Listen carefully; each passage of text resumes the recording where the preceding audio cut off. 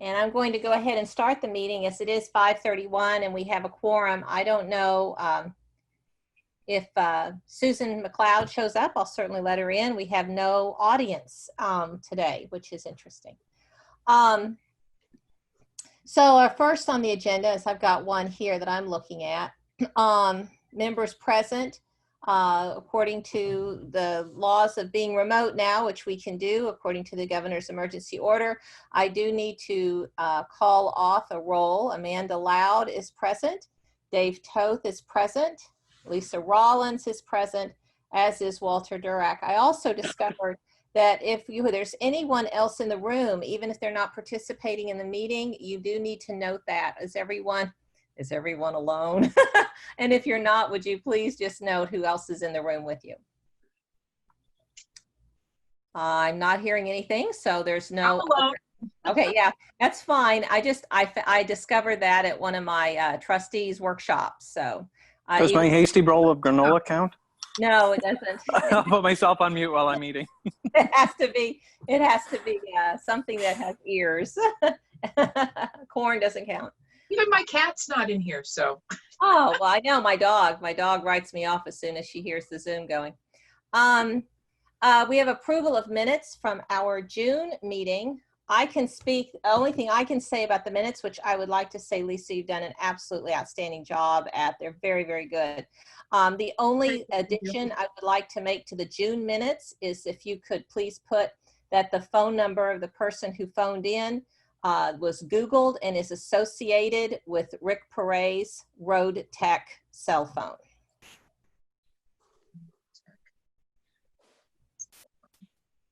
The number is associated with that. I think we kind of knew that that was him, but I was reluctant to add that. Yeah, well, I think I did put it on the minutes that I think I wrote it as unknown or something. Yeah, unknown Tennessee area code or something like that. But anyway, other than that, does anyone else have anything that they want amended on the minutes? Okay, then again, Lisa, they're just very, very good. The next thing, financial report. It's the agenda gets somewhat fluid. It's going to go between financial report and building update, and I'll try to keep things as well categorized as possible. The current value of the trust, as I looked, I don't know if this was updated at the end of the closing at 4:15 p.m. or not today. Stock market was only up 10 points, so it'd be about the same as yesterday. And the value of the Scribner Trust is $96,766.05. So it's been roughly in that 95,000 bracket for a while. The market has been pretty much flat. It's been jumping up and jumping back down and flattening overall. Bills paid, signatory authority. We now have Walter, Lisa, and I have signatory authority over the Scribner checkbook, which is the only Scribner funds, that the Scribner trustees would have authority over. I have paid all the bills. I got my go-ahead to be able to sign checks on June 29th and was able to go in right under the wire and keep that P.O. box, so all is well. The current checkbook balance, as I noted, is $1,430.74. I think it might be a little bit less than that because I had to pay a United fire safety bill, but it's somewhere around $1,400, $1,350, something like that. The next thing I have is the move to Vanguard update. So Walter, are you ready to talk to that? I will put the very nice email that you sent to everybody. Oop, Alice is here. Hope she wasn't waiting too long. I will put the, I admitted her, but I don't see her. There she is. I will screen share this with everyone, Walter, so that you can talk about this.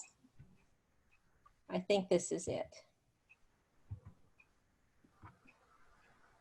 Hold on, move it over. Everybody seeing principal value of trust bequeathed to town? Yep. Okay. So Hi, Alice. Walter is getting ready to talk about, we just went through the nuts and bolts of the meeting, so to speak. I paid the bills, value of the trust, and the checkbook balance, and now Walter's going to talk about moving the funds out of Wells Fargo into Vanguard, the primary motivation being simply to save money in fees, not getting a good bang for a buck at Wells Fargo, but certainly getting an awful lot of bang on what we're charged. So, okay, I'm listening. All right. So this was half summary, half some of my notes. I wanted to identify what I considered the principal, which was the cash value that was bequeathed with Emma Scribner's will. And when I went through and researched the documents, maybe it's written somewhere and I just didn't see it and I was skimming too fast, but I remember the number 40,500 stands out right in that number. Yeah, it's $4,773.75 or something like that. Okay. And that's not found in the warrant article or her will. It's actually found in probate papers. Oh, okay. All right. So yeah. So that, if you will, is our nut that we've got to preserve, or nest egg, if you will. And then the day that I prepared this, so I've been watching things over the course of a month or so. On that day, it was worth just a hair under $97,000. Mm-hmm. With Wells Fargo, it's currently invested in a mix of mutual funds, unit investment trusts, which are kind of like mutual funds. Junk bonds. Right, primarily, yes. And that's the vehicle in which you can buy junk bonds without buying junk bonds directly, so that it meets that prudent man investment rule. And then there's a teeny tiny little amount in cash and cash alternatives. Sure. What are real assets? Real assets are real estate investment trusts. So you can buy a mall with a real asset. Exactly. Yep. Commercial rental property. So the IRS treats those separately than a traditional mutual fund. So you can buy stock in a real estate investment company. Realty Income's one of the best ones out there that are best known, Simon Properties. But then there are also investment houses that have what are known real estate investment trust funds. And they work like a mutual fund, but for tax purposes, they're considered a real estate investment trust. And that's where you see that 4.2%. And that's probably not actually a mutual fund or real estate investment trust that's held specifically. It's probably held in a unit investment trust somewhere or in another mutual fund that has invested part of its portfolio in real assets. So breaking down the mutual funds, unit investment trusts, 71% of that $97,000 is invested in equities. That's stocks. 20.5% is invested in fixed income. That's bonds. Mm-hmm. The real assets we talked about, cash alternatives, that's pretty much your CDs, what they consider commercial paper, treasuries, T-bills, zero coupons. I mean, there's a whole bunch of different terms to describe the government debt that you can buy. And generally those are considered, anything that's considered like a short-term investment would typically fall into that cash or cash alternative. So according to Wells Fargo, that portfolio closely matches what they would consider a conservative growth investment objective. What is, I know. I'd hate to see what their non-conservative. Well, actually, they're non-conservative. Their aggressive growth actually was a little bit of an eye opener when I saw it. They consider aggressive growth to be 91% equity, and that actually I would not recommend. I would recommend 91% equity to someone who's 19 years old and just starting out. Mm-hmm. And has, is maybe fortunate enough to be a trust fund baby. Has no college debt, is looking at having no college debt, is looking at right, home for cash. Exactly. This portfolio this mix would more, to put it in real terms, in everyday terms that people would understand, this portfolio would match someone who's about 30 years old, who's working full-time, saving to retire at the age of 70 and planning on living to the age of 100. That to me does not describe what the investment objective of an established fund such as the Scribners should necessarily be. So the reason I say that is an overwhelming majority invested in equities is great for growth. But remember, you can be up 25% in the market one year and down 30 the next. Mhm. So over a 10, 15, 20-year period, as different, as the economy overall goes through different cycles where you have expansion, recession, as different business sectors have their own business cycles, you're going to see an average 6 to 10% return over a long term. And that's for someone, again, in their early 30s who's growing their portfolio because they're going to be working for another 35 or 40 years. That doesn't reflect where this fund or this trust fund should be invested, because where there's great reward, there's also great risk. This fund, really, if you look at the $40,500 for sake of simplicity, that is our asset that we want to protect. And I don't see that in this current mix as being well protected. And what we should be doing is taking anything above that and investing that for potential growth, which I'll get to. So my recommendation in moving to Vanguard, and this isn't something we would do overnight, we would work together and time things, because Vanguard will take everything in kind. And we want to get to a point where we're not paying, 0.8, 1.2% in expense ratios on things that are maybe growing 3% a year. It's eating into what little growth we're getting on some of these mutual funds. I would recommend we move to a portfolio that is a mix of growth and income. And that's what you would consider a more balanced approach. So that resembles a portfolio of someone that's really nearing retirement, close to retirement. They've built their nest egg working for 35, 40 years. They're getting close. And now just more than half of the portfolio is invested in equities. The majority of, close to a majority is invested in fixed income. So you're protecting that nest egg that you worked for, but you're still investing some in equity, so you're still getting some growth potential out of it. But you're limiting your exposure to the downside by having a large portion invested in fixed income, those bonds. We're talking investment grade bonds, not junk bonds. Junk bonds are great for someone who's looking for growth. Again, great growth comes with, or great reward through great growth comes with great risk from the downside of market volatility. I wouldn't recommend putting anything into real assets. That's not something that I think the trust should really be particularly invested in. There's no great advantage to that. I mean, yes, it's a nice income stream, but there's also some pretty significant downside risk, because one of the first things to take a hit during a recession is commercial rental property. That's usually one of the bellwethers of a recession, is when you'll hear something on the news saying, well, this month, commercial landlords collected only 75% of their rent versus 90%. That's generally a sign of trouble to come if it isn't already here. I would also recommend keeping about 5% of the trust fund's value in cash.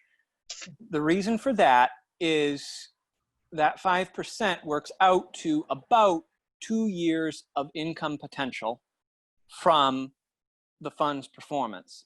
That gives us as Scribners a little bit of wiggle room if an unexpected expense comes along.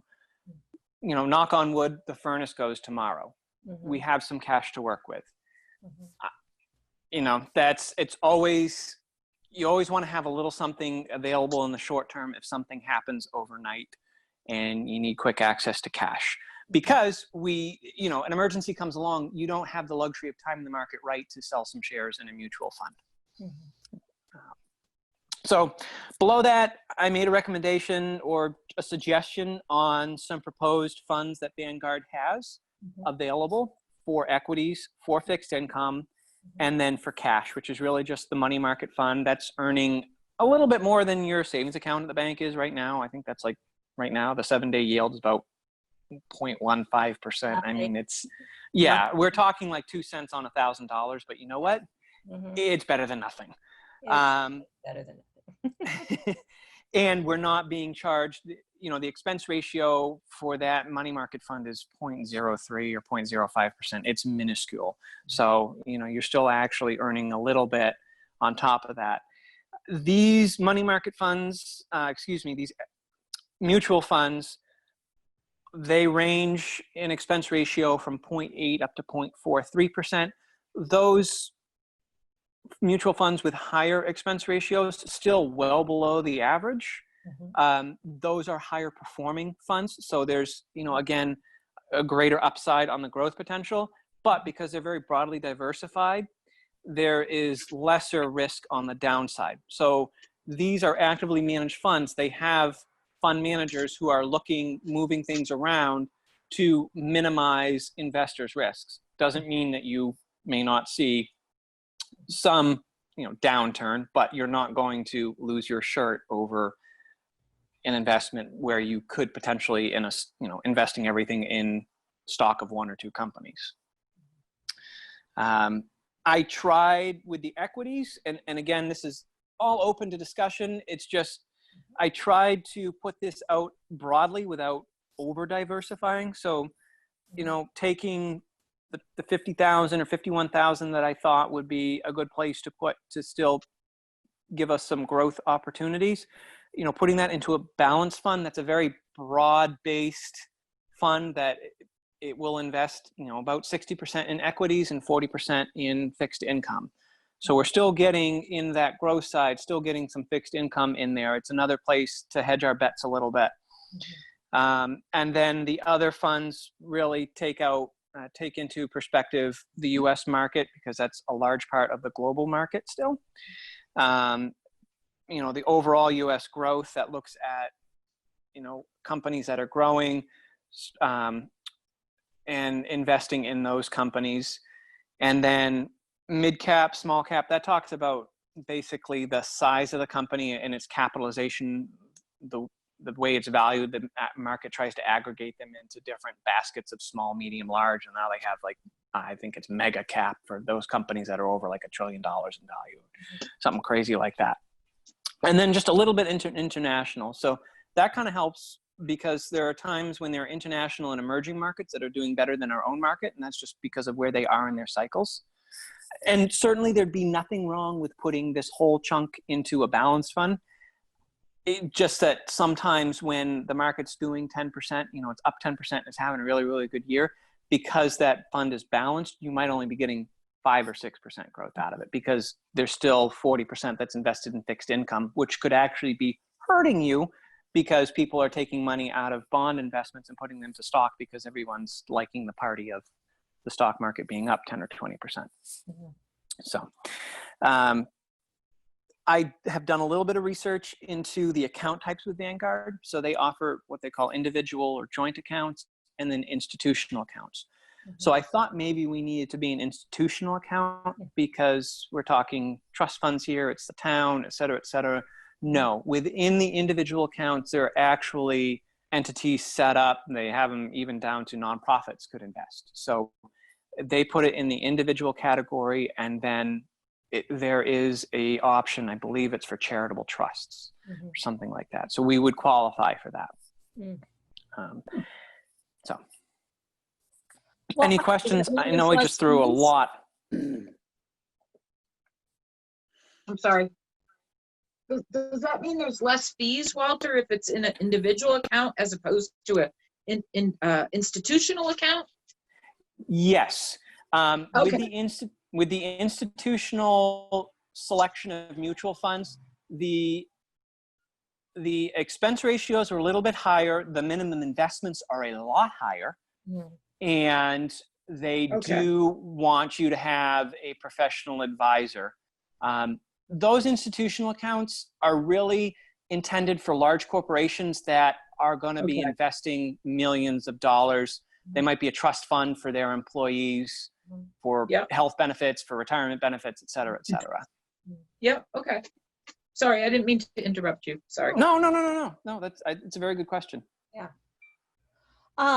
I have a comment and I guess I have two comments. Three. This was excellent. Thank you very much, Walter. Very well. I mean, to me, very clear. I think, we all agree you did a very, very nice job. Let's see. Oh, now I can't think of my third one. I would say that looking ahead in the extreme short term, as we're getting ready to discuss, we're looking at spending somewhere around $18,000 on deferred maintenance. So I would say that this needs to be, I'd like to have, Amanda Loud, would like to have $20,000 in a checking account, because we're going to be going through that pretty quick between, phone bills and, I mean, Sure. Once I spend the $18,000 on, hey, I spend in the sense of write the checks out, for the deferred maintenance, there's still going to be the yearly expenses to pay. So I would say that in the yearly expenses, I think we could whittle down to somewhere around $4,000 or $5,000. So I think if we had 20,000 when you move this, I would, I'd cut your equities by about 11,000 and income by about 7 or I don't know 9 or something. Anyway, whatever, you do the math and make sure that there's just cash, cold hard cash on hand, because it's going to go right. really fast. Okay. No, I think that's I understand the strategy behind that. Yeah. Just I mean, we're going to spend that in like the next 3 months. Right. It has to be done now. Oh, and I remembered now. Okay, it keeps flying. And oh yes, one of the trustees of the trust funds you were talking about, Walter, that when you have institutional accounts, you're talking about a lot more money. And, absolutely. And I'd like to emphasize that most towns in New Hampshire are talking about a lot more money. There were towns, and they weren't Manchester, that were talking about having trust funds that were over $1 million, that particular trust, and it was just for scholarships. So we are dealing with clearly more money than any of us has, I'm assuming, in our checking account today.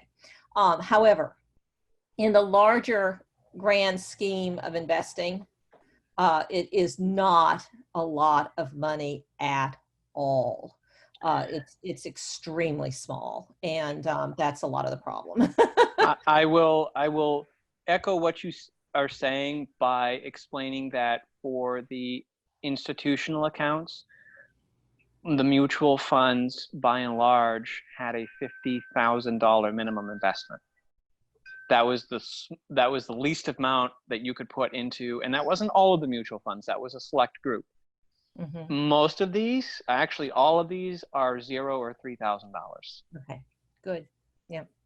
And I would just like to say for everyone watching that this is not wine, this is instant tea, but I just like the glass because it holds a lot and I don't drink. So there we go. You're in your own house. You can do what you want. Well, I'm also at a meeting, and if my words become slurred, call 911 because I'm having a stroke. Okay, I'm drinking tea. Yeah, God. great. So anyway, I have no, I myself have no objections to anything I'm seeing here. Is there anyone would like to discuss this more? I just wanted to make a few comments. I haven't been able to get in touch with my advisor because he's been on vacation. But I too agree with the overall strategy. And, just looking at this, actually my portfolio is really structured just like this. Mm-hmm. And I might have a wider group of small cap funds Right. than this, but the structure of it is like this, and it works. I have to say, in full disclosure, I have a lot of Vanguard funds myself, so Same here. I may. Right here. I'm guilty. So people need to know that, if we vote for doing something like this, that, that is really not influencing my choice here. It just has to do with the low fees, and the low fees and the performance that Right. Vanguard might provide. There are some other companies too that provide pretty good returns and low fees as well that we could look at, but beginning with this, I think is a really good start, and we might decide we're going to fine tune it, a few percentage points up or down or whatever, but a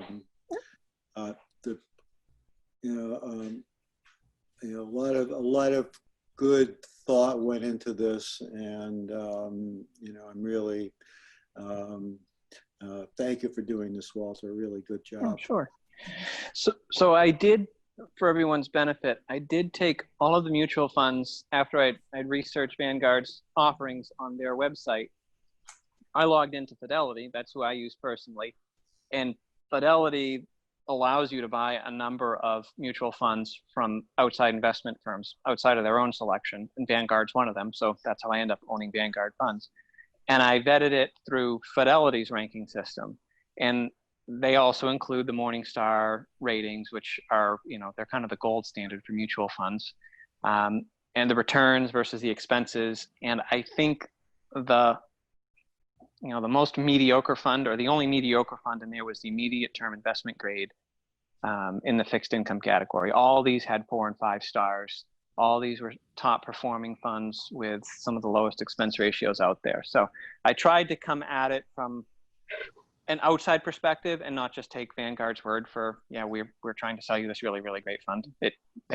Someone else says it's a good fund too. Mm-hmm. And I would like to, for the record, say that while some of us trustees may have Vanguard in our portfolios, we are not in any way benefiting or profiting from going specifically with Vanguard. It does not give us a greater return for our funds that are held. We are not getting paid by Vanguard. As David noted, there's other companies, and this is just a very good one as an excellent beginning for sure. I also will state that I did a year ago when I became a Scribner, and I presented it to the Scribner board. Didn't go very far. But I did research out, and for the past 9 of 10 years, Vanguard has outperformed Wells Fargo. So, and I think it might be wise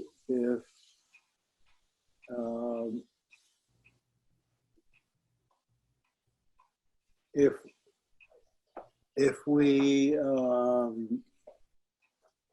include our research in our records, so that if anybody ever questions why we made these, why we did this and why we changed the approach, the documentation for doing that will be there. Yeah. Yes. Yes. I agree. Yes, and I will include that document with the minutes. Very good. Yeah, excellent. Okay, so are we ready to vote to, I guess, authorize Walter to begin moving? You said you were going to do this strategically, Walter, but to begin moving funds from Wells Fargo, to open a Vanguard account and to begin moving funds from Wells Fargo. Is there any discussion? I guess I make a motion that we authorize Walter to open account at Vanguard and to begin moving funds into it strategically. Do I have a second on my motion? I'll second that. Okay, do we have any discussion? When you say strategic, what what is the overall strategy for doing this? So I'm going to look for the best price at which to buy.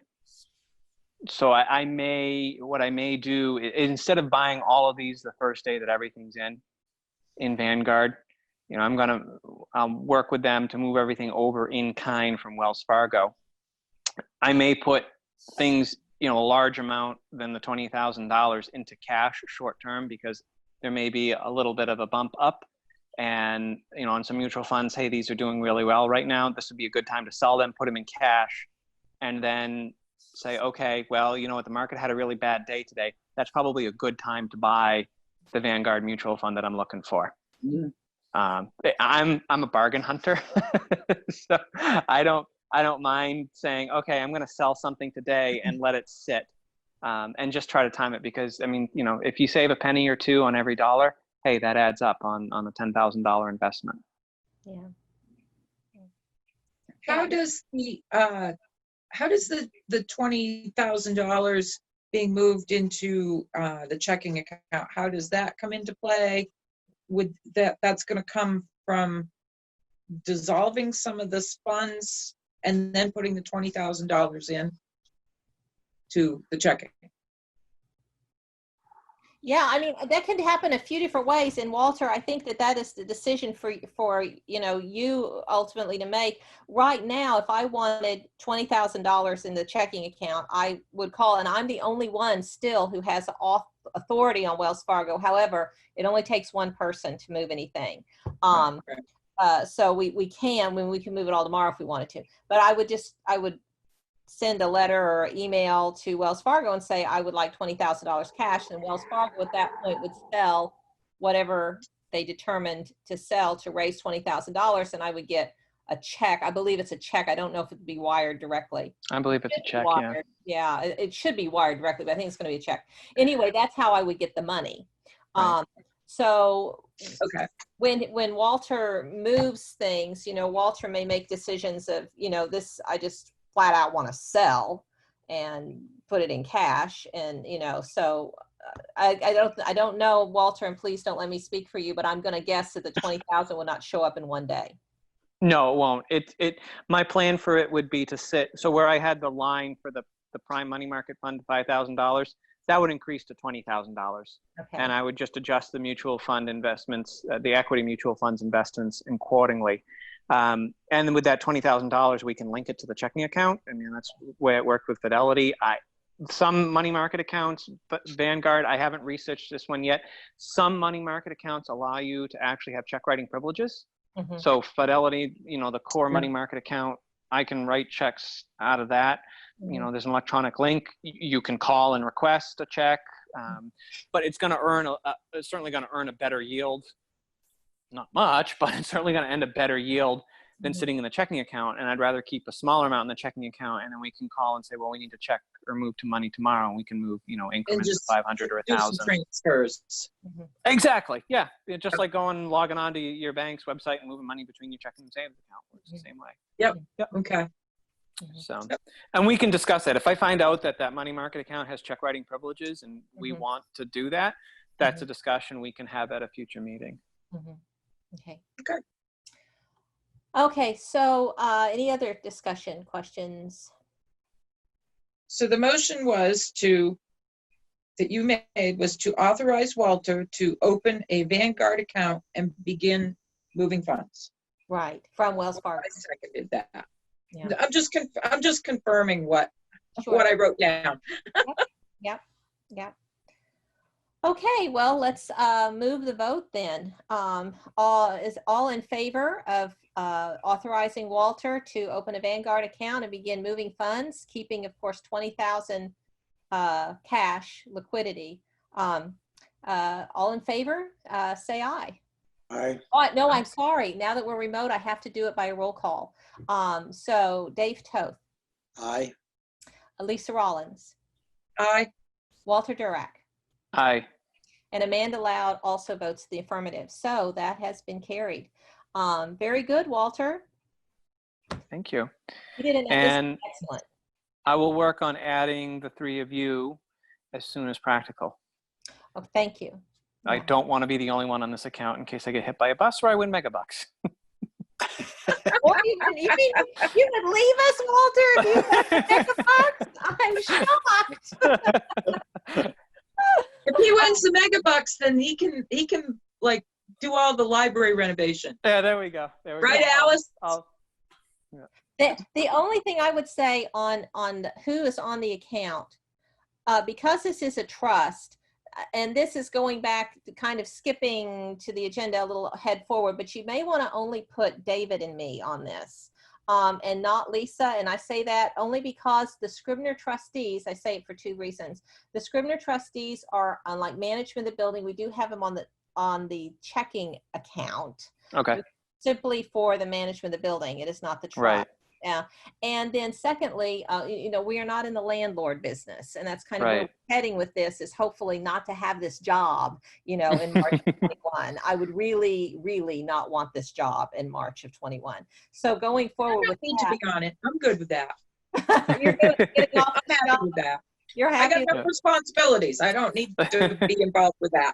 Exactly. So just kind of moving forward, looking ahead a bit, I would just make sure that David and I are on it. Sure. And as a trust of it, it's a Sure. trust of the town. Okay, very good. So that's done. Onward. Report from BOS July 6th meeting. So I was at the Board of Selectmen at the July 6th meeting. I thought David Rule did a really great job in the paper summarizing what happened. I presented all of our expected capital deferred maintenance costs, which are a bit over 18,000. And I asked the town for three things. I asked the town to take down the dead maple. I think it's a maple, and cut back a second tree that is, I'm supposed to be like this for recording purposes, I'm sorry, and take down a second tree, a part of a second tree, the tree that's closest to the children's room, to trim that back, that because for roofing. And I asked, and the town agreed to do that. There was some discussion about whether the Scribner Trust would pay the electric company and the DPW for the cost of that, and it seemed to me in the end to settle that no, we don't, because DPW didn't have a clear way of billing. So my understanding is that the town was going to cover removal of the tree and then trimming back the second tree that's near the children's room so that we can get the roof fixed. The second thing I asked for was to go into a group fuel oil buy and that has not been happening in our town. This was something Walter suggested actually a couple of months ago, and I presented that to Charlie. We've had some an email about that, wanting to know how much oil do you want to buy. And I said, I don't know. The Scribners have historically never done a pre-buy. I have nothing to go by on how much oil we're going to be using. I know how much I use in my home. I also know that when I'm not at home, I have an automatic thermostat, which the Scribner building does too. And I turned it off back in March when the library closed. But I know I keep my house at 57 when I'm not here. And so I know how much oil I use. I don't know how much historically the Scribner building has used. Going back and looking at the years is difficult to calculate, because sometimes, it'll get 4 fills one year and 2 fills the next, just because it got filled December 28th or something, and so that covered it for the next year. So anyway, it's difficult to tell. So we need to have an idea, I guess, on how much oil that we would want to put down and say that we're going to get. Amanda, in all of the paperwork that you found, you didn't happen to find old delivery tickets from their No, I vendor, did not. did you? That You is did the not. one thing Okay. I did not find Okay. any delivery tickets at All right. all.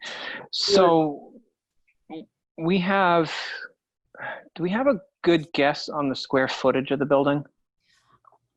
Well, you know where that is? It's on the tax bill. It's on Okay. tax, and I think it's something like 1,700 square feet.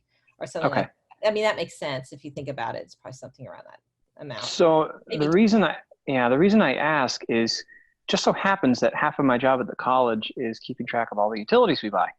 Oh, And that includes number 2. And it's broken down to the level of each building because for the most part, the campus is heated with a central steam heating plant. We have a number of smaller buildings that were at one time private residences that we've acquired through the years, either by purchase or they were bequeathed to the college. And so I could get a pretty good guess from a similar sized building. yeah. Now this is complicated, however, by the fact that, and I know that, you know, there are plans to reopen libraries on a different level. I don't know Right. quite what that means. I also know that, you know, Plymouth State's shutting down like November 22nd or something. You know, I got my notice that I will be taking a final exam on a Sunday because we're going to be done.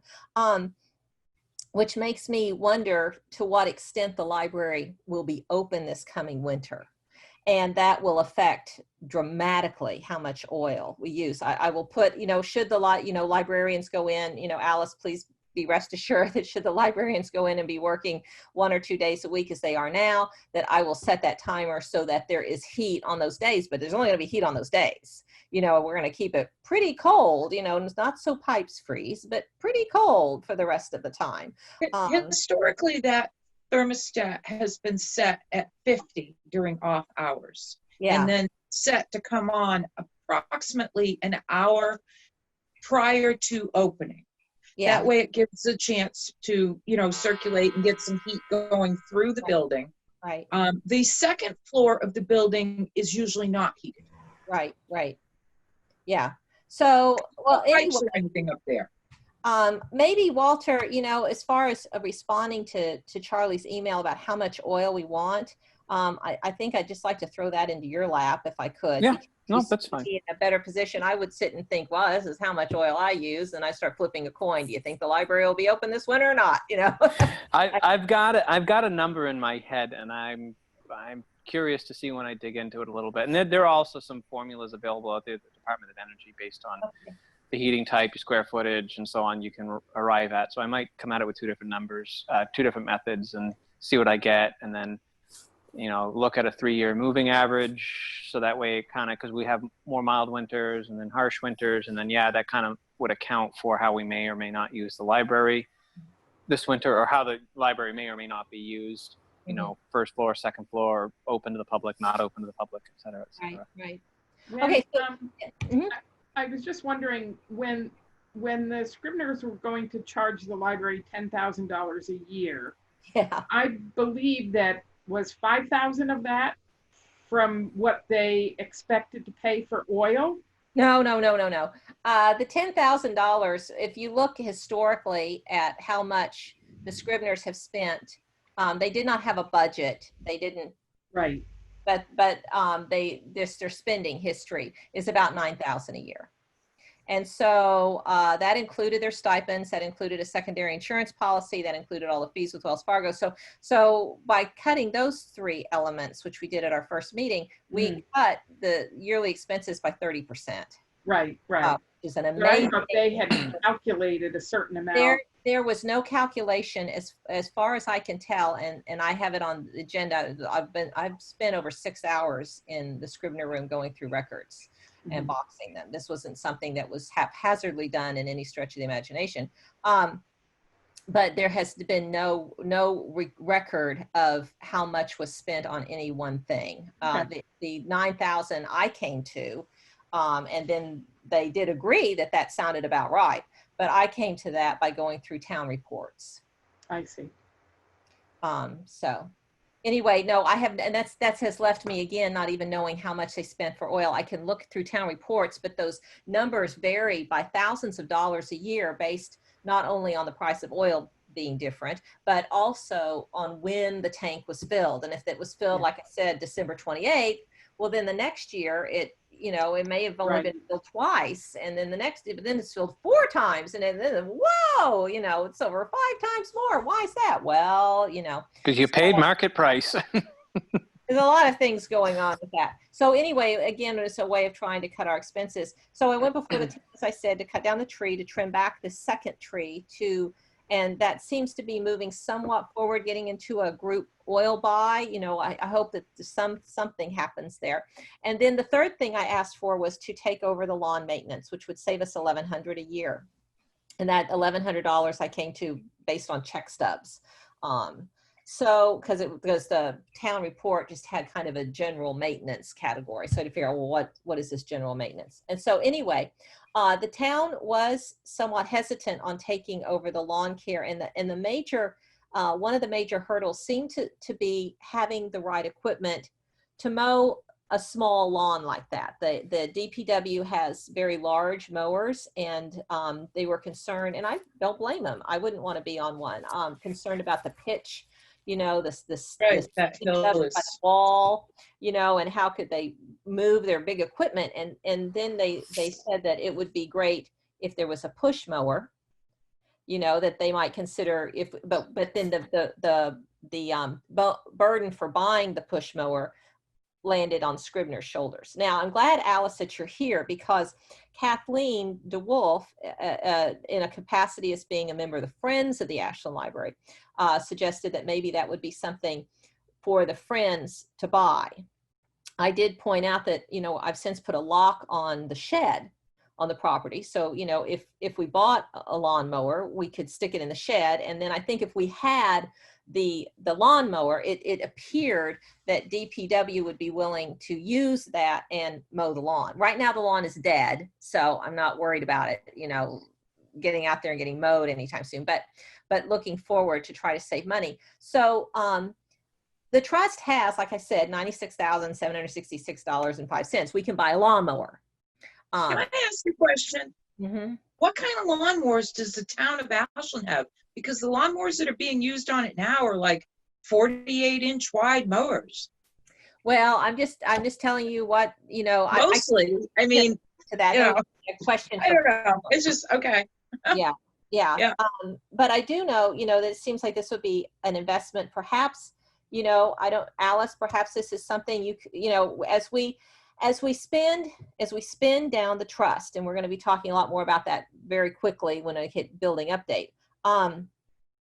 We Scribner trustees have control of the trust, if you will. We're your landlord. However, we are not in the landlord business, and we're trying to lose our job. And when we lose our jobs, boy, I better lose this job. It will become, you library trustees will become in charge of the building. And my not hidden agenda, because I don't have those, mine are pretty out in the open, is to hand over to the library, see, pray what we have to on the trust, go to court, could cost some money, but hand over to the library as much money as we can, you know, when we're done. And that may not happen until 22. If we get rid of the Scribners in 21, it will probably take another year to see, pray what's left, and we trustees would still be in charge of the money. You would be the landlord asking us for money to do whatever you want to do with. But I don't want to, my point is spending the trust, I think, needs to be in communication with the library trustees, because it's your money, you know, and we can buy a lawnmower. The Friends of the Library could buy a lawnmower. You know, how do you want to use, we have $96,766. We can buy a lawnmower. We can use it to buy a lawnmower, or the Friends can buy a lawnmower and we don't spend it on a lawnmower. But the bottom line is, I think we need a lawnmower. And if we get a lawnmower, I can go before the town again and see if we can get DPW to do the maintenance, to mow the lawn with the lawnmower that we own. So putting that forward, does any Scribner trustees have any comments on this? I mean, I think we need a mower in order to. I will say that the community garden has a lawnmower. Oh.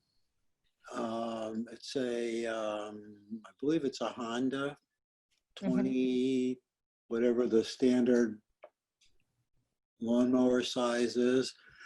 Probably 22 inches. 22 inches, has not been, it should be in good shape, has not been used all that much, and I don't see why it couldn't be shared.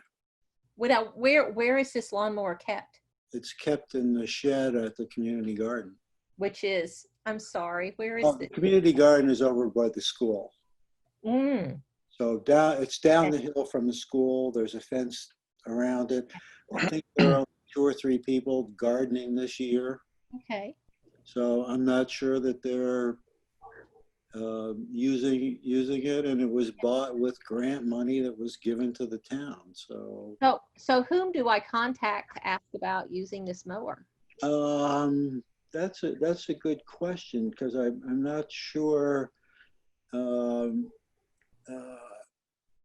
not sure who is in charge of the garden anymore, but I can certainly find out. Well, could you, Dave, could you look into this lawnmower thing, while you're looking into the community garden and find out, if this lawnmower is something that we could share, the Scribner building could use as well? I don't see why not. Maybe a little bit of a pain for them to go over and get it. And bring Yeah, it back. well, But but it's if, not that if they have far away. trucks, if they have, DPW has, trucks to be able to use it. And if my guess is the community garden wouldn't need to use it all that much, we could even offer to house it in our shed at the Scribner building if they find that, the mowing is like 3 to 1, Scribner versus community garden, it would make more sense to keep, but at any rate, that would be great if we had access to this mower. Then I could go before BOF and try to see if we can move the maintenance. One thing I thought that was very positive about the meeting was that there did seem to be, I want to say a 100% understanding that the town owns the building. It's a town-owned building. And I thought that was very positive, because as this trust depletes, and the 18,000 is about 1/3 of the fungible amount. I mean, this thing's going to go quick with this deferred maintenance, really quick. I think it's in the town having that understanding that they own the building, is going to, I think, be very helpful as we move forward. But anyway, so that's my report from the July 6th meeting. And Dave will look into the lawnmower that the community garden has and see if we can't use that. And then We did just to let you know,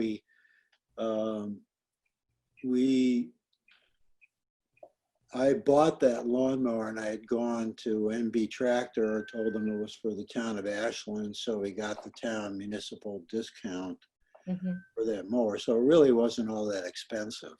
Oh, good. To begin with, I think it was around $300 and something. Okay.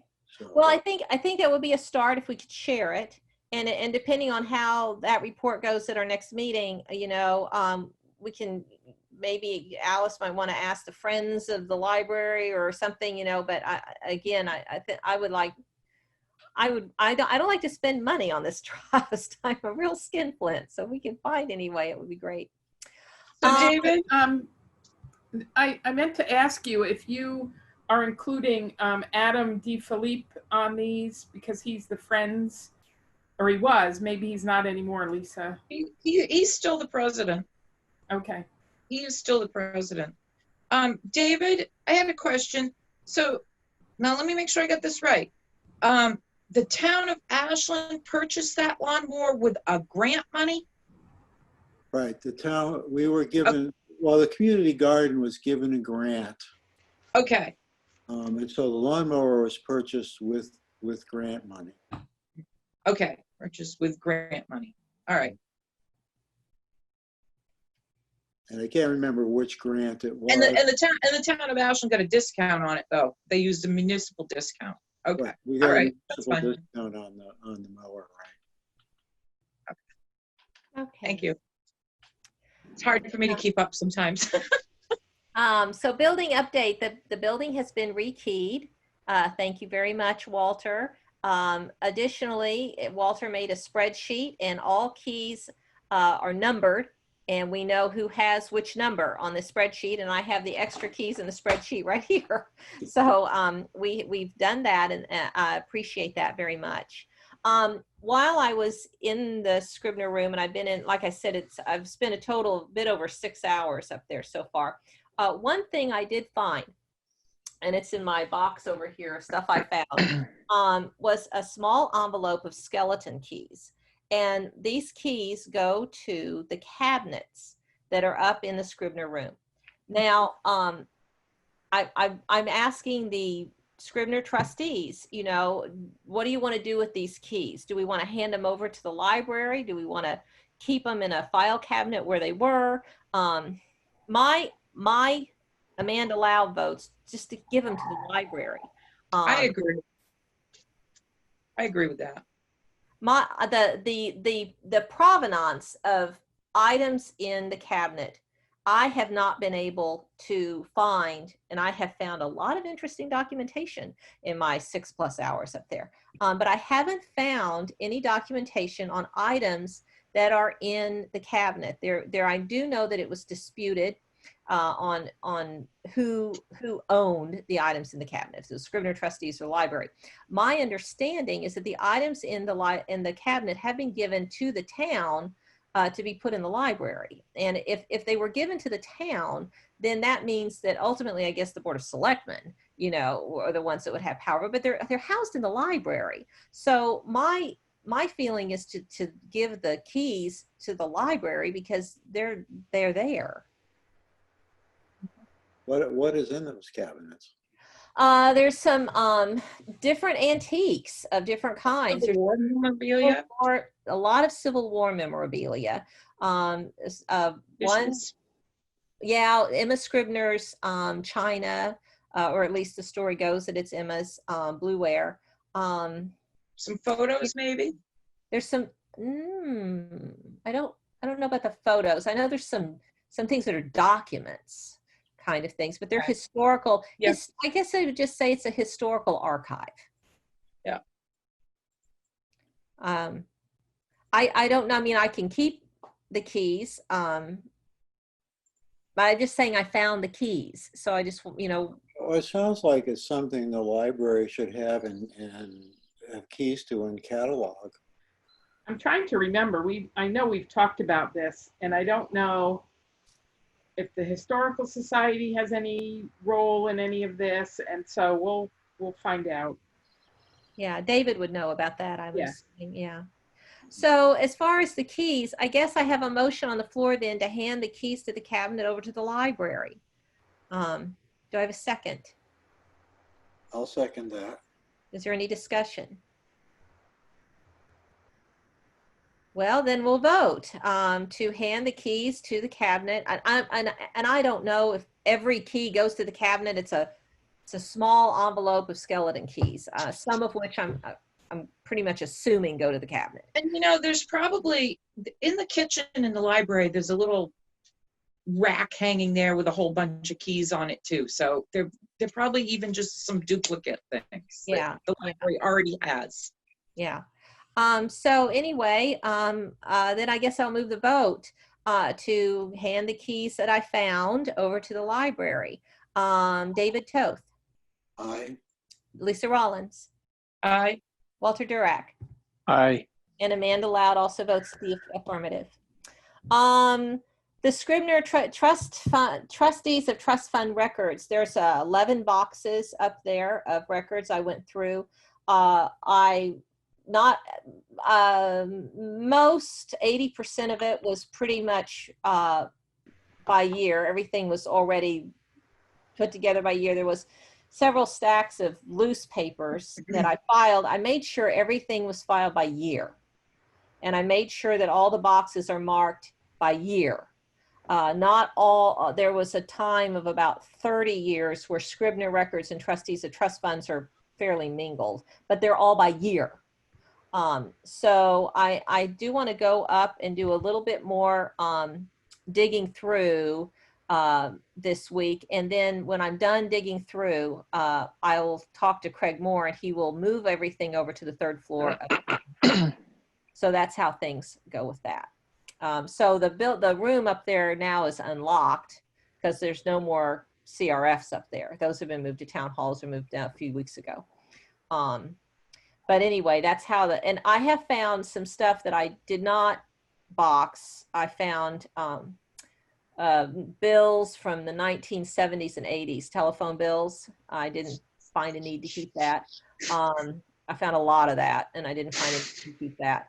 But I was very careful to err on the side of keeping things I didn't need to keep. So about the only thing I just said no to were all these bills, paid bills from the 70s and 80s. Okay. The sprinkler system should really go under deferred maintenance.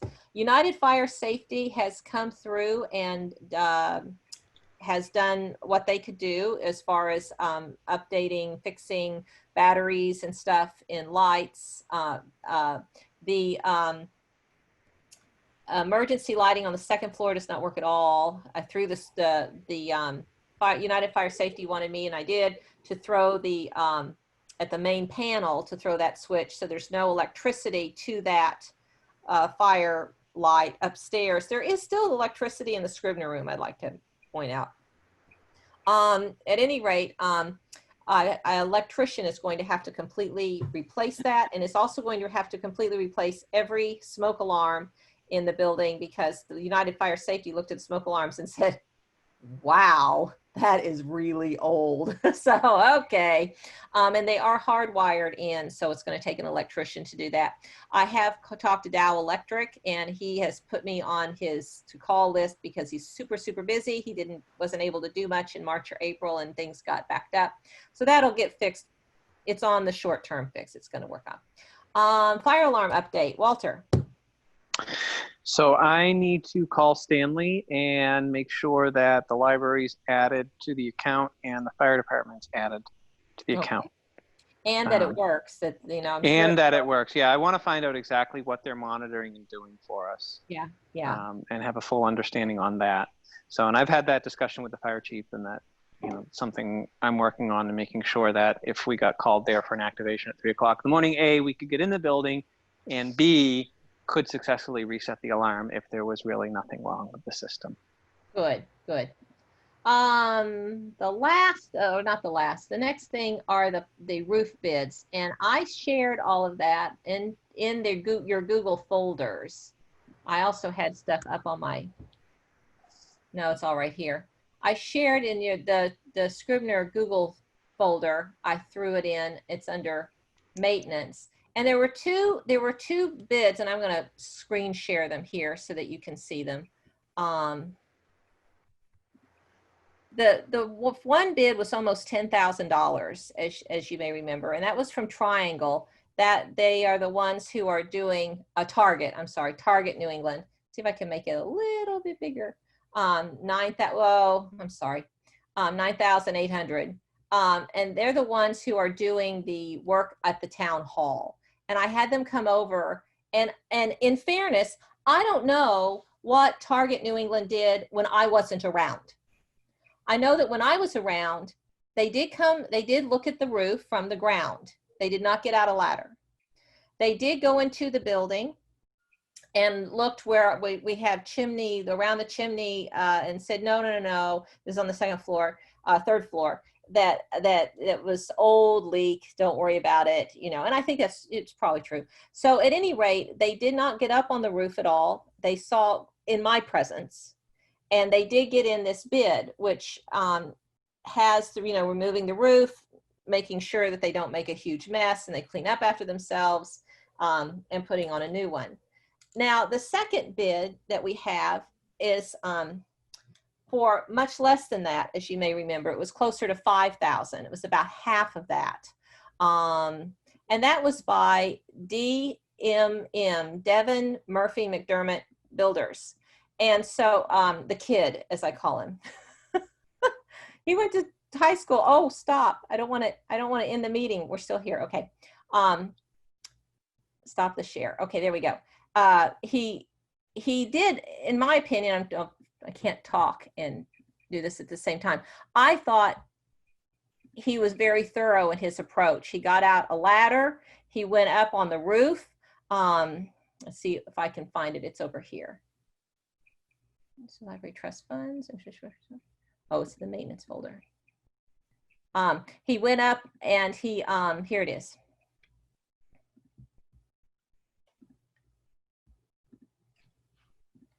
He went up on the roof. He wanted to see if it was barn board. Is this barn board? And I said, well, I don't know. And he went up on the 3rd floor and he crawled into places I'm afraid to even stick my hand in, let alone my body. And the kid started with his flashlight on his cell phone, looking trying to find out what, and it is indeed called barn board that is on the roof. And he said, I'm not sticking anything in the barn board. I'm going to put sheathing up. I won't, the shingles won't come out right. I'd like to point out that there is no sheathing estimate, not to say that it isn't part of the job. It isn't listed as part of the job on the Target New England. And so he has here sheathing $40 an hour plus cost. And so when I got this, I sent him an email that said, well, how many hours do you think this is going to be at 40 an hour? And he estimated about 6 hours. He said, give or take. And then he said, Rod, or unforeseen issues. Of course, that's why it's 40 an hour plus cost, because you can't foresee, and I understand that. So the long and short of it is while his bid is $4,350, it's really going to be closer, I think, to $5,000 when you count in the sheathing. I also, when he was up on the roof, because he was walking around on the roof, he was up on the children's area, which is a flat. And I said, well, what does that look like? And he said, well, it really needs to be sealed again, and then he said, you could do us a couple of different ways. We can put a sealant on that's going to last like 25 years, or we can put a sealant that's going to cost you, or we can put a sealant on that might last 5 years. And I said, well, I want the 5-year option. And I've been, my mantra throughout this has been, I don't want to put anything into the library that can be torn out.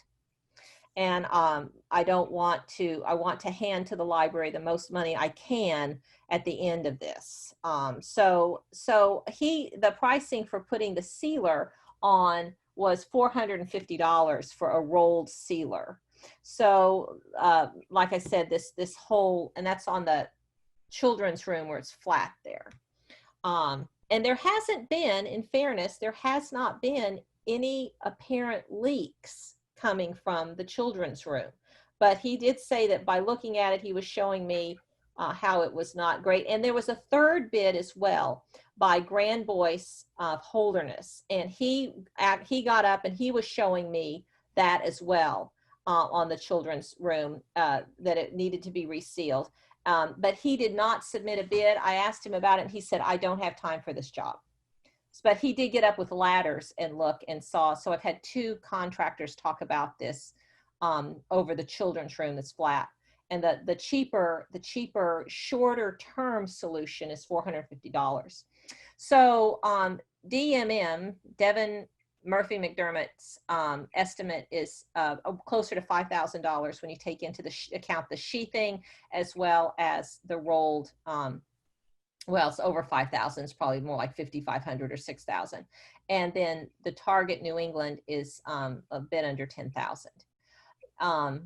So we have a roofing problem that we need to fix now because it is leaking.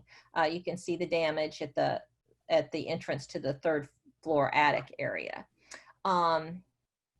So I guess I'm done talking about these estimates. Oh, I have one more thing to say.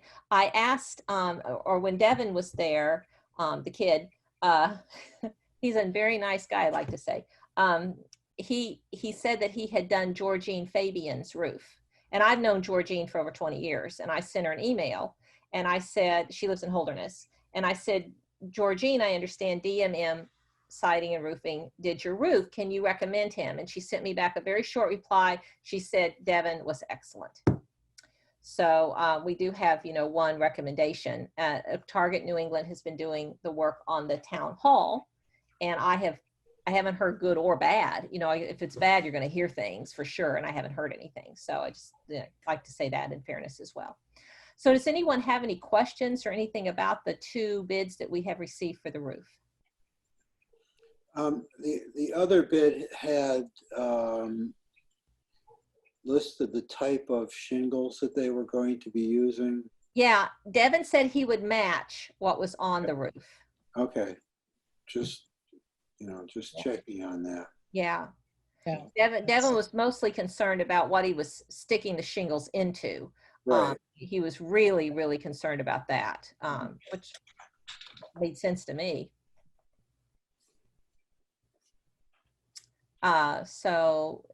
Any other questions or comments on the bids? Well, I move then that I make a motion that we vote on, or do I make a motion to vote? I maybe don't make a motion to vote, but I move that we vote on whom we would like. I would say from a cost perspective, that I would like to go with the DMM bid, that is less by about, $4,000. I think that, we're fixing a front portion of the roof. I guess that this comes, as far as sealing the children's, adding that's an addition of $450. I vote that we do that too, but that we do that short-term fix. The long-term fix is much more expensive, in the thousands of dollars. And I don't want to do anything long-term on that building when it could be torn out. So you're making a motion to hire DMM and to also include them in sealing the roof of the children's room. Yes. That's the motion we have on the floor. Okay, Yes. Do I have a second? sure. I will second. Okay. Do we have any discussion? Do we have, for the town of Ashland, insurance requirements for vendors and contractors that we hire? Oh, yeah. And Okay. he is insured. Okay, all right. My recommendation is that we request a copy of his binder, Absolutely. so his certificate. I don't know, depending, and if it says that he has to list the town of Ashland as an additional named insured, that he would do so, but that's pretty much a formality. Okay. Other than that, I think he's spot on with everything he's telling you. I mean, I was impressed, at how thorough he was. I was there with him for like an hour, on just the front part of the roof, looking at it, getting up, moving the ladder, getting up, looking at this side, looking at that side, and then wanting to go inside and crawling around in places that were just, oh my gosh. I hope he has had all his shots. No, I built a shed for some friends of mine. Well, overbuilt a shed. It's actually a tiny house for some friends of mine last year, and I used barn board for the roofing. Yeah. And I did ice and water shield all the way up. That was just the way I did it because I wanted the shingles to stick and not go anywhere. So Yeah. barn board presents some unique challenges when you're. Well, he said he was going to sheath it all in Yep. Plywood or something over it, and then Yep. put it into that. So. Yep, that's exactly what you do when you're retrofitting with barn board. Okay. Good. Yeah. Okay. So, well, then are we ready for a vote? Okay. Yep. I'll call the vote. Dave Toth. Aye. Lisa Rollins. Aye. Walter Durack. Aye. And Amanda Lau votes in the affirmative. So I will contact Devin then. I will ask for his insurance, a copy of his insurance. And do we want to have the town of Ashland as additionally insured, or? Only if we have a written policy that states the town of Ashland shall be listed as an additional named insured. So I can contact Charlie. I need to ask Charlie because I run into it at the college where we stipulate it. So it's like I said, it's just a formality. The agent will just write it right on the certificate that's mailed to you. Okay. But if we don't require it, then we don't have to ask for it. Okay, so I wrote that down. I'll contact Devin about all of that, and then I'll find out when he can start, and get us on his schedule because it needs to be done. And he may need some dollars up front too. Yes, he needs, I think I'm going to make an assumption that he'll need half down. Yeah, So- probably 50%. Okay, Walter, we'll need some cash. Okay. I told you this is going to go quick. That money is going to go really quick. So I will make sure that we have the insurance, everything in place, and get the project started. And before he Okay. starts the tree, Has to over be- there by that part of that tree will have to be removed before he starts. Right, right, yeah. That it has to be trimmed back, yeah. Yeah, I doubt he Yeah. can start, Monday, so, but, Well, I don't think so. yeah. Roofing bids, plumbing and electrical work. So the plumbing bid, I'll share that with you next. It's in your Google folder. So the plumbing bid includes, let me see. We have two things, so I'm awfully glad Alice is here. So here's the first plumbing bid. Got too much going on. It's all from Squam Lakes Plumbing. It's both the same.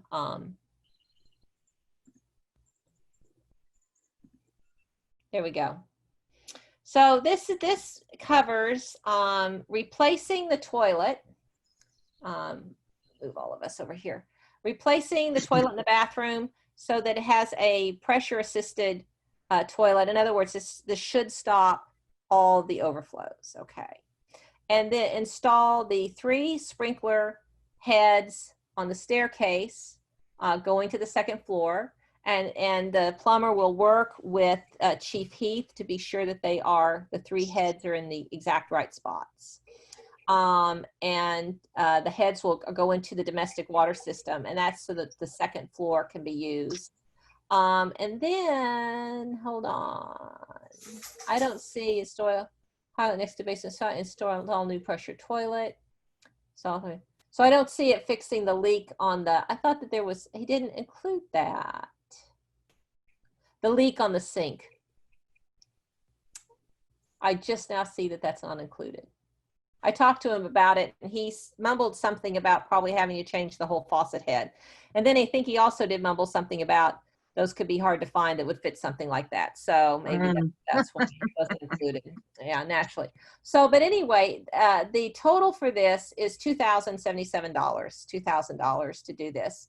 And again, I'm one that doesn't like to spend money at all, certainly on something that could be torn out. My theory on the toilet is that toilets can be reused, so that if in the future, the library rearranges itself somehow, the toilet can be reused. The putting up the sprinkler is most of this $2,000. It's probably $1,800 of it. And that, while it can be torn out, it's not going to be inside the walls at all. It will definitely be very much an exterior fire system. You'll see the tubing up there, outside on the wall. And he felt he could easily get that put in because there's a closet between the kitchen and the stairs. You guys who are in the library all the time know what I'm talking about, but he's like, oh, this is going to be no big deal. It's easy, got a place for all the stuff. Actually, I'm really very much for spending about $1,800 on something that could get torn out, soon or in the short term or not so long term, because it allows the library to use the second floor. And I think that as we move forward, it's not just gaining the square footage of the Scribner room. I think it's the broader goal of people who are using the library, the town of Ashland, gaining a vision for what the library could be. If you can use the second floor, and it doesn't have to stay the way the second floor is right now. You can move stairs, and you can tear down walls, and you can have it lofted or something. I don't know. I'm not a builder. I'm not an architect. But I think that the kind of positive vision that spending the $1,800 could give the town is worth it. So, any thoughts? Well, I know that this is something that should have been done ages ago. Long time ago, yes. And just from the perspective of safety, I think it Yes. needs to be done. Yeah. But I do want the library to be able to use the second floor. I want the people Yeah. of Ashland to be able to use the second floor. I want the artifacts up there to be protected, and some of the book collections up there to be protected. I don't think we want to, you know, I mean, a fire could wipe out all of that stuff, Yeah. and it would be a great loss to the town. So I think it's absolutely necessary we do it. You're absolutely right, David. That was, you know, for safety alone, it's worth the money at this point to have the sprinklers there. Yeah. Yeah. And I think you're right. The safety, believe me, I had about 7 or 8 meetings in that Scribner room and was thinking each time this was not a good place to be. But I think that there is a broader motivation for me, certainly, and that it does get people up onto the second floor and begins to get a vision for the library.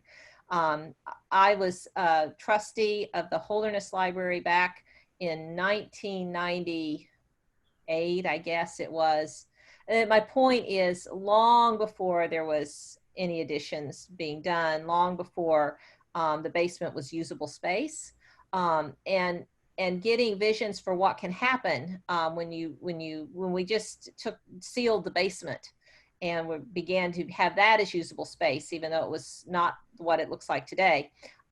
It has an amazing force behind that. You know, people see what can happen, you know, wow, you know, now we've got this, but you know, now we can do this. So I think it would be positive on so many levels and not just fire safety. So, okay, well then I move that we spend the $2,077 to Squam Lake Plumbing and Heating for the new toilet, as well as to install the 3 sprinkler heads. Do I have a second? I'll second that. Any discussion? And then I move the vote. Dave Toth. Aye. Lisa Rollins. Aye. Walter Durack. Aye. And Amanda Loud also votes in the affirmative. So I will call Squam Lake and get that scheduled. Now I see why you asked for 20,000 in cash. Oh, Walter, wait till you see the next one. That's why I know. I'm dreading. You had such a nice, lovely. Don't let me loose in a Lowe's store with a credit card. Oh my gosh. Okay, so the next one I'm going to call. I'm glad everybody's sitting down. So here we go. Here's the next. I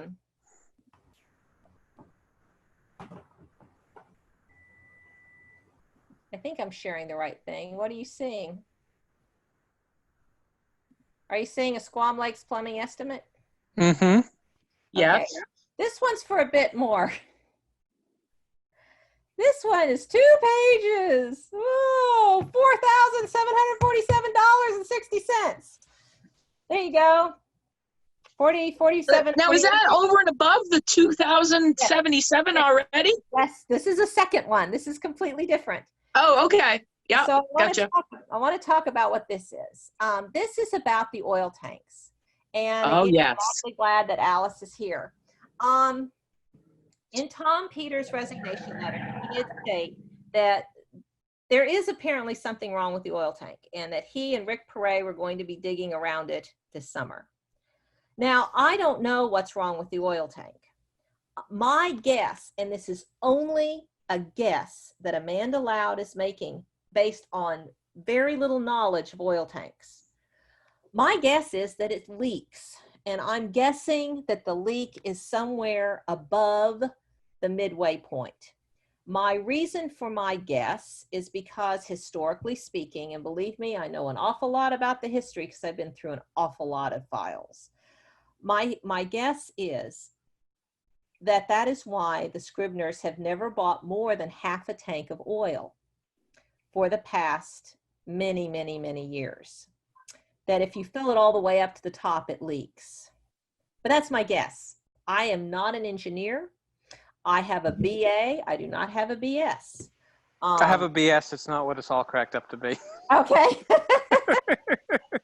I'll have a BS when I finish my math degree. But at any rate, my point is, when the Squam Lakes plumbing man was at the library for the other issues, I said, do you do oil tanks? And he said, yes, we do. And I said, okay, this is what I think. And he went down to the basement, and I told him what I thought about it possibly leaking. There's something wrong. I said, I don't know what it is. And he said, well, can you just put 2 new ones in your basement? And I said, well, yeah. And he said, well, if you just stop using the tank, it's buried. That's a big problem. They're not supposed to be buried anymore. He said, but just don't use it anymore and put 2 new ones in the basement. That should solve everything. And I said, well, now we're talking, because digging it up and finding whatever I'm going to find and the reports that are going to have to be made and any kind of remediation. And I'm just, oh my gosh, you know, it's just not needing this. Ignoring it sounded really good. So if we ignore it, if we stop using the tank and put new ones in the basement, it will cost $4,800. Now, at some point, if anything is done, the tanks will have to be, the tank outside will have to be dug out. And so, you know, it's not as though forever and ever and ever and ever. It's just for the right now. Now, again, as we talk about spending the trust down, this is an enormous amount, almost $5,000. The question arises, at some point, it's going to have to be spent. You know, there's something wrong with the tank outside besides the fact that it's just buried. It's going to have to be moved.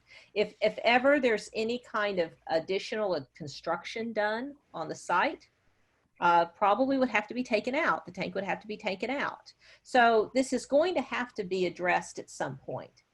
That's why there are project budgets. Yeah. Do we know how big the tank is that is buried out there? Like, what size tank is it? Is it a standard household size, or is it like some monstrous industrial thing? And then you also have to consider pumping out whatever fuel is left in it. Right. That's an additional cost. That costs more money. Right. No, you're right. Now to answer your first question, I don't know how big the tank is. Okay, so we don't know the size of it. Don't know the size. And again, I don't have any history of oil buying to really know how much oil is, you know, it can hold. I do know that they've only been buying about half a tank. About. Now, the second question about pumping out the oil, if we stop using the buried tank, we put 2 new ones. He was going to put 2 smaller new ones in the basement. He said they would fit fine. That wasn't a problem. We could use quite a bit of what's left in the tank, you know. Oh yeah. Before we go over to the new tank. Yeah. So pumping out may not. I guess the question is, do we want to? Is this a monster that we want to fight now, or do we want to fight? You know, hand it to the library in a year or 2 and say this is your problem?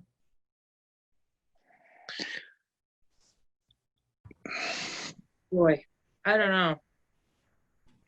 I think we're digging up a big can of worms. We could be. We really could be. We really could DS and So, everything else all of a sudden. Yep.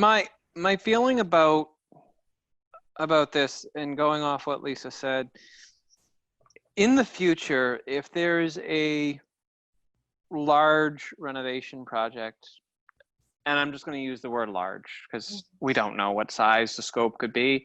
Yeah. There would need to be full-scale environmental testing done inside, outside the building, anything that's in the scope of the project, essentially.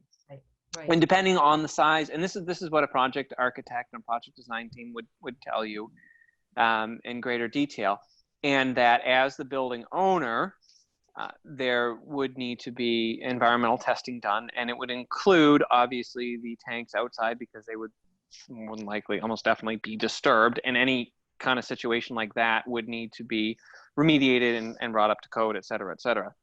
Mm-hmm. So I say that because if in when the full-scale environmental testing's done, there's any abatement for asbestos, for lead, for any other PCBs, and window caulking was a popular thing in the 50s and 60s. And that would be the time to address everything all at once in a full-scale abatement.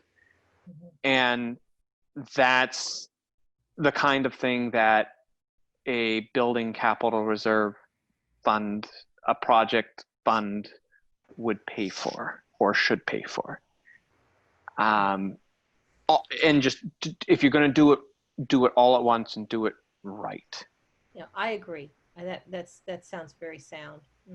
Yeah, I think so too. I've had a little bit of involvement with that kind of thing here at the mobile home park where I live, where we became a cooperative a few years ago, and there was quite a few homes here that had oil tanks that were buried underneath the home and all of that. And as things, changed hands and came around, there was some monies available through, grants and things like that for people to be able to get these things out from under their homes and get them up on cement pads and things too.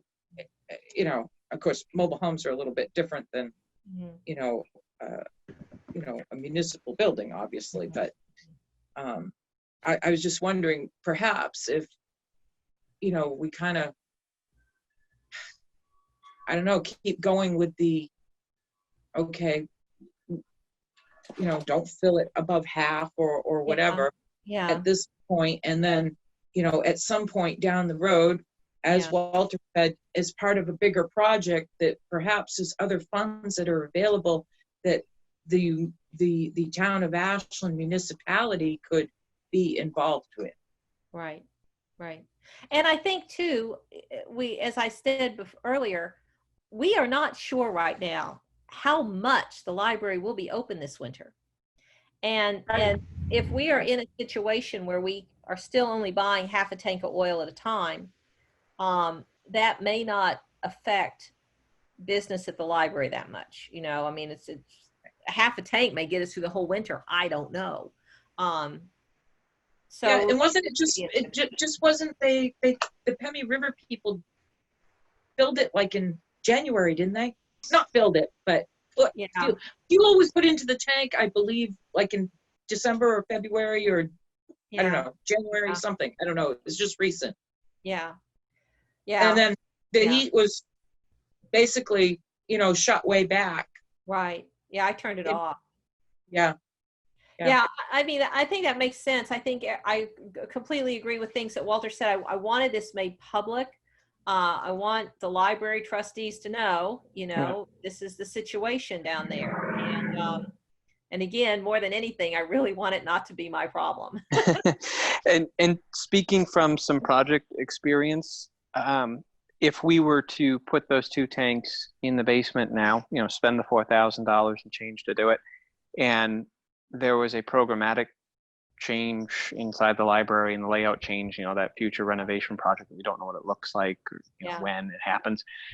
It's not, and the tanks needed to move for a code requirement. We put the electrical panel in a different place or something.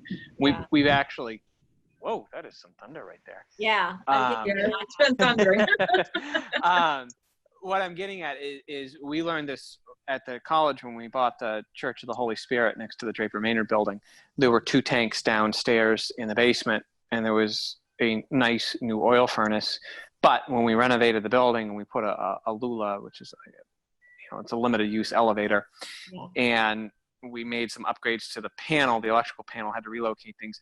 The oil tanks, the 275 tanks, had to be moved in the basement, and basically they just had to be rotated by 90 degrees so that we could meet our code requirements.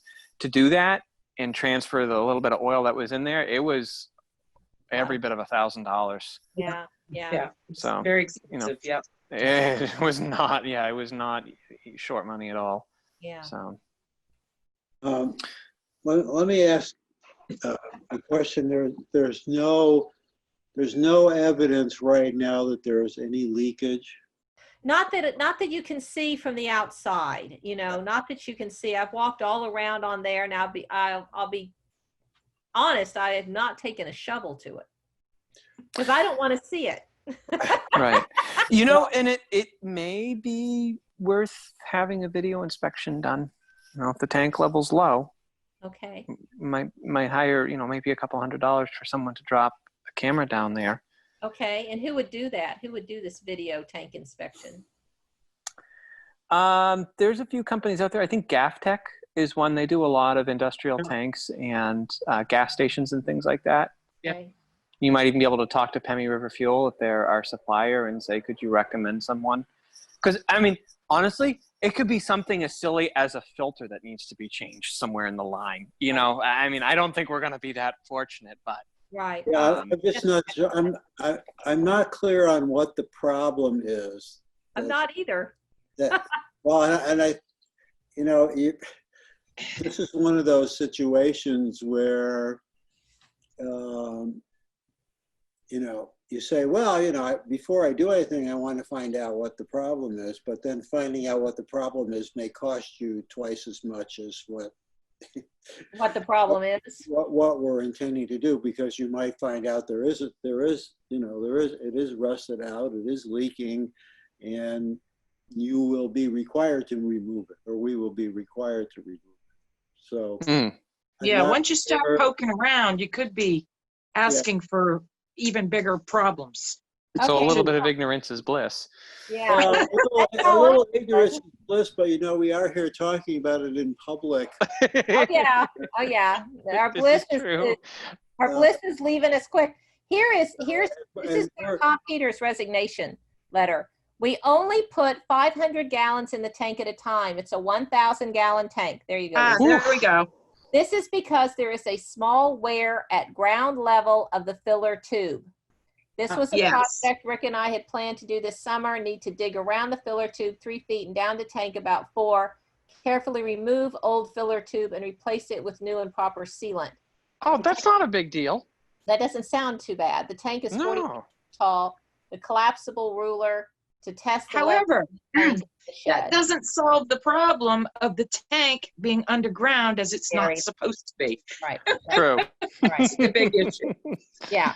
Exactly. Yeah. That's the big issue, is they're not supposed to be underground anymore. Absolutely. Right. So I guess going back on this, what I'm hearing is that we're going to let the sleeping dog lie. Leave it there under the ground, not spend the money to change that. We Scribners aren't going to be spending that money to change it. And then do we want to get the Pemi Fuel or who's going to, I don't think that we should be DIYing a municipal building. No, No. I mean, this is what Tom's letter says. We haven't had this validated by anybody. That's true. True. And so it may be that really is what the problem. They may have evaluated it and found out that was what the problem was, and Right. that's the fix they were going to provide. Yeah. And if that is the problem, you know, the tank will have to be removed, but at least we know it's not leaking oil. Right. So I'm not. And we know it doesn't leak oil if we only put 500 gallons in it. Right. Apparently. Apparently.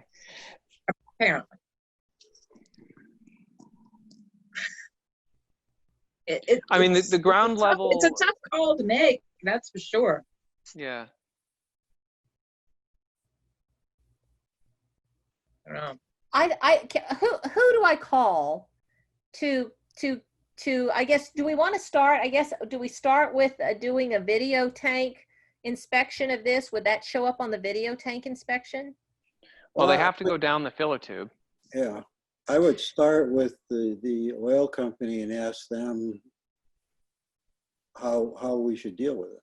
Okay. Tell them this is what Yep. I've heard. I don't know, I can't validate. This is what I've heard, and I'll call Pemi Fuel. Vimy River Fuel and start with them and find out what we should And- do. And I guess And, I'll Amanda, they may have some more insight onto this, being where they have been the ones that have filled the oil tank and serviced the equipment yeah, for many Mhm. years. they may So have they diagnosed. may already Yeah. have information on this. I don't know. That's true. So I'll tell you what, I will go ahead and pursue this. I will, up to like $500. Does that sound reasonable to you? That if I keep moving and I haven't spent more than $500, I'll do whatever the next step is and whatnot and report at the next meeting. Does that sound reasonable to everyone? That if it looks like I'm gonna have to start spending more than $500, then I'll stop and report at our next meeting. That sounds good to me. Seems reasonable. Yeah, I mean, that way my hands aren't just completely tied for a month, Right, yeah, we really need to know what's going on, I think. Right. We, And like I said, just calling and asking questions to the company might Yeah. gain some answers, more Yeah. answers of what we And they have. But their next thing may say, well, we need to do a video inspection of the tank, and that's going to cost you, Right. $500 or whatever. I want to have some money that I can spend to get as much questions answered. But I think if I'm starting to spend over $500 answering the questions, that maybe, like Dave said, you're going to end up spending more money than maybe the problem is, so. Yeah. And what is described is completely and totally plausible. The Okay. ground level is where you're always going to have problems. Yeah. Because of the constant freeze and thaw and the water table and whatnot. It gets wet and then dries out again, and then you have metal passing through, and that just introduces oxidation and rust. So yeah, I mean, it may be that that can be repaired for a lot less than Right. Yeah. 4,000. And yes, you're not supposed to have in-ground oil tanks, but it's sort of grandfathered, and we have them at the college, and they're in service. Yeah. But keep in mind that when you start, and I'm saying this more to Alice, when you start monkeying with the building, a lot of this existing non-conforming needs to be existing conforming. right. And you can Yeah. be, putting in a staircase, on the north side of your house, and the bathroom on the south side isn't to code, and now the bathroom has to be to code. So it's please not- stop! Oh no! It's not necessarily, what you're monkeying around with. It's the fact that you have begun to monkey. So just kind of pointing that out. Now it's very public. And and this would Alice, certainly it be happened at the some- college. Yes, I'm sure. We took down on the 4th floor of D&M. We took down all the offices where Health and Human Performance used to be and built 2 classrooms. Yeah. The fire marshal made us add bathrooms. Oh my goodness. It had nothing to do with the project. We had to add bathrooms. Wow. Huge. Yeah. I mean, I've over the years, I have known so many people who haven't done, X, Y, and Z to their house, because the minute they did, they would have to put in a new septic, even Right. though it had absolutely nothing to do with their bathroom or kitchen that they were wanting to do. They didn't put on, whatever, because, so everything is fine until you start to touch it. So I think what I'm hearing now is that we're going to kind of back away from this double tank thing. We've learned now what has to happen, and we've made that known to the library trustees. And I'm going to call Vimy River Fuel and talk to them about what we've read in Tom's letter, and spend up to $500 pursuing this. If it gets to be more than 500, be it in repair or in tank video or whatever I'm told to do, then I'm going to stop at that number 500 and report at our next meeting. This is what we have to do, and this is the cost, and we'll take it from there. Okay, coming down to towards the end. I don't think we have any old or new business. The electrical work, like I said, that's Dow Electric. I Yes. have something. Yes. I have some new business. I would like us to ask Charlie to give us a mailbox on the town system, so Oh. that we can use town email rather than our own email. Oh, excellent. Excellent. Yes. Emails. Um, Emails. Yeah, you know, that way they will have all of our communications. And if ever there is for whatever reason, somebody wants to look at it, the company can go in and do a search on all that stuff and get whatever they need. And I don't really want to have all this stuff on my home computer. I agree. I think that's an excellent idea. Can you, Dave, can you pursue that for us? Can you? I asked Charlie initially if we had one, and we didn't. I think, you know, we could just say at last I'll call them and say we have a consensus that we would like a mailbox. Right. So that we can communicate that way, and people can communicate with us a lot easier. Exactly. Absolutely. Stay loud at you know, towngov.com or whatever it is. Okay, I think that's excellent. And it would list on the town website our emails, you know, which I think would be very helpful. Yeah, because there's currently no way to contact us directly. Right. Yeah. Excellent idea. I had a question. We need to just back up here just for a second. When we were talking about the $500 and all that, at first I heard a motion was made, I thought, by Amanda to spend some money, but then we never really confirmed what we were doing with that. We kind of just said, yeah, okay, but we never acted on the motion that was made to spend up to $500 to pursue the to call Pemmy River and to pursue that issue with the oil tank further. Sure. Okay, so I made a motion. Do I have a second to that? Do I have a second to my motion? I will second. Okay, we have a second by Walter Direct. Do we have any discussion? Okay, so I think we discussed it to death. I will therefore move the vote. Dave Toth. Aye. Lisa Rollins. Aye. Walter Direct. Aye. And Amanda Loud also votes in the affirmative. Thank you very much. You know, it's not easy sitting here trying to take all this in and write all this down and participate too. Oh, it's wonderful. So when I do the minutes for the town trustees, I listen back to the Zoom call and I realize just how much I can't stand the sound of my own voice recorded. I don't know how to do that. I don't recommend it. I don't know how to do that. So the last thing is beginning the Scribner plan, and we've talked around it quite a bit. We need to begin writing it, which doesn't have to be long. This isn't going to be some kind of giant tome. The Scribner plan, as I said, you know, we are working in great dialogue with the library trustees, which I certainly appreciate. But as managers of the building, you know, we're going to lay down the first card. In the game. I think it should come from us as the managers of the building on what we're going to do. I mean, this trust is really going to go quickly. You know, about 1/3 of it's going to be spent on this deferred maintenance. Maybe not so much now that we took out, it depends on what's going on with the oil tank, but that might save about $5,000. But the point is it's 1/4 of it then. And then we haven't paid the phone bills yet. I mean, then we still have the annual fees that are part of, intrinsic to the building. So we need to present this before the Board of Selectmen so that we can all be in dialogue and begin to sunset this, to resolve this in a very positive way. I suggest that the first Monday of October is when we would present this. And that date would be, looking at my calendar, find in October. I got the wrong glasses on. Okay, here we go. That would be Monday the 5th, October 5th, which would be a BOS meeting, Monday the 5th.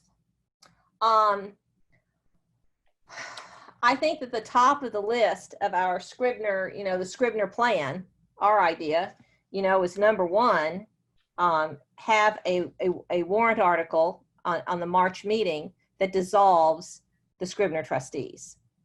The town put it on, it made up the Scribner trustees, not Emma Scribner, and the town can take them back. So I would say dissolve the Scribner trustees would be number 1 on our list.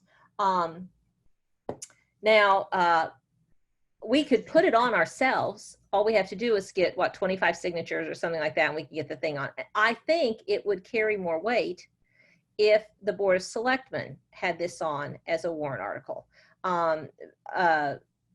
Yeah, so I mean, I would suggest, and I'm just speaking for myself right now, that we ask the Board of Selectmen to put this on the March ballot. That they dissolve the Scribners. Now, once the Scribners are dissolved, that still leaves the Scribner Trust. And it leaves David and Walter and I as trustees of it because it's a town trust, but it gets rid of the landlord agency involved. And that when the Scribner trustees are gone, that means that the library trustees have agency of the building, but it doesn't mean that they have agency of the funds. And then the library trustees, beginning, in March of 21, assuming that the warrant article passes, would need to begin to build their budget going forward for 2022 to include library maintenance in that budget, which will be a new line item for the Scribners, for the library trustees to have. Now, once the Scribner, and this is my understanding, and I'm not a lawyer. So in the Scribner plan, I suggest that, number one, we ask the Board of Selectmen to put a warrant article on that dissolves the Scribner trustees. Number two, we ask the Board of Trustees, the Board of Selectmen to send to their lawyer, to send to council, what the guidelines are, the steps would be to see-pray the trust, and to dissolve Emma Scribner's trust, to dissolve the fact that it has to have, the principal cannot be spent. I would like to see if we could get it down to zero, and not be left with this $40,005 that cannot be spent, that we can give to the library in 2021 or 2022 a fully fungible amount of money.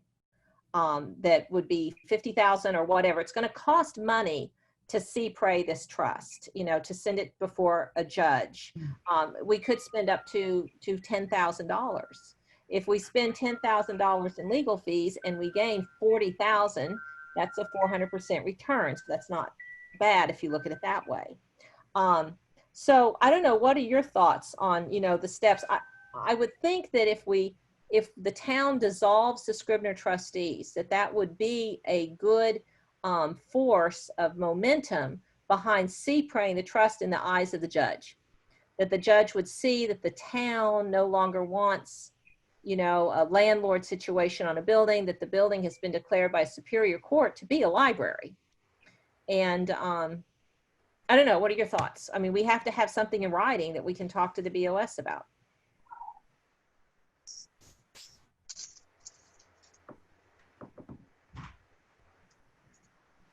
The pregnant pause. Silence. Discussed this before. I think in theory it's really a good idea.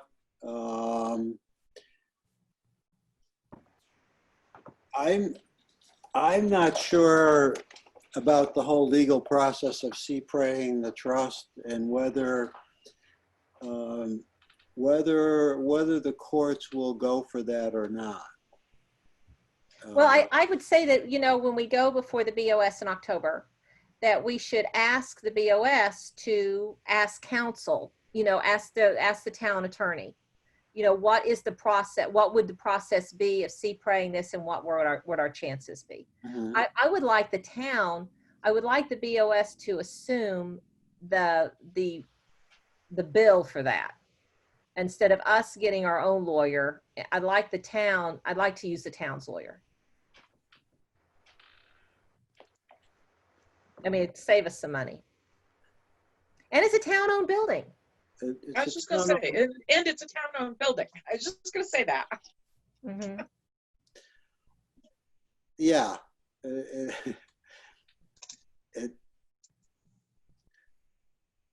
In my mind,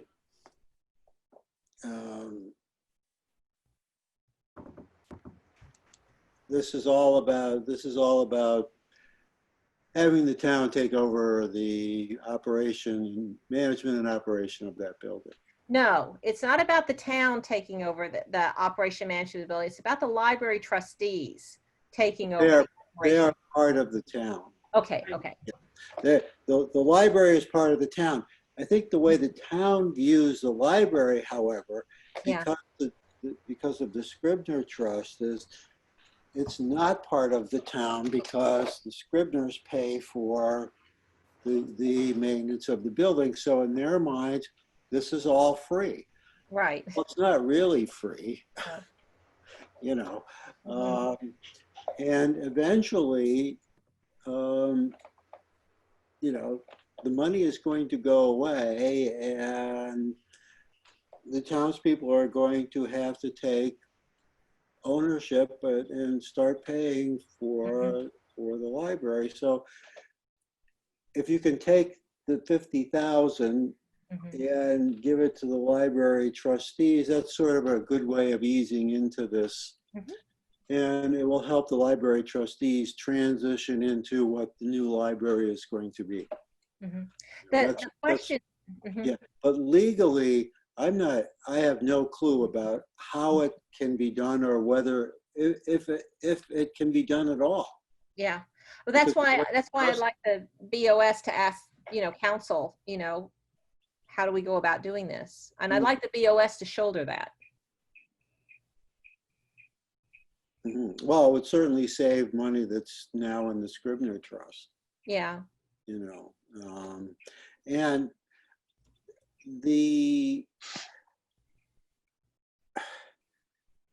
I'm not sure what the town's arrangement is with with legal counsel, but it used to be that they paid a flat fee, A retainer. a retainer for legal services. And so it might, just that question might not end up costing the town anymore because they've already paid for that fee. So I don't really know. I do know that when you ask an attorney anything, you need to get very specific on what exactly you're asking. Right. And so I would say that specifically, to see Pray the Trust, exactly what I would be asking is, can this trust, number one, be moved over to the library trustees, that the trustees of the trust funds are no longer the ones controlling it, but the library trustees. And that can happen. You can have library trustees can indeed be trustees of actual funds if the funds are given specifically to the library and not the town. So this would be a C-Pray motion in the sense that Emma Scribner gave her building to the town. Right. Now we're asking that to be moved over to the library trustees specifically. And then secondly, what we need to ask specifically is if it can be down to zero, if the principal can be spent.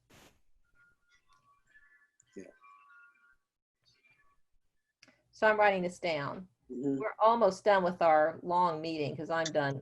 I'm about cooked. Okay. Trustees of library managed trust. And then the second thing is, can principal be spent? Okay. And I really, do you think that there's anything else that we need to have in our plan? Our plan is just to get rid of it. Anything else we need to? I think as we're writing this stuff down, putting it together in a package, we'll see whether there's anything else.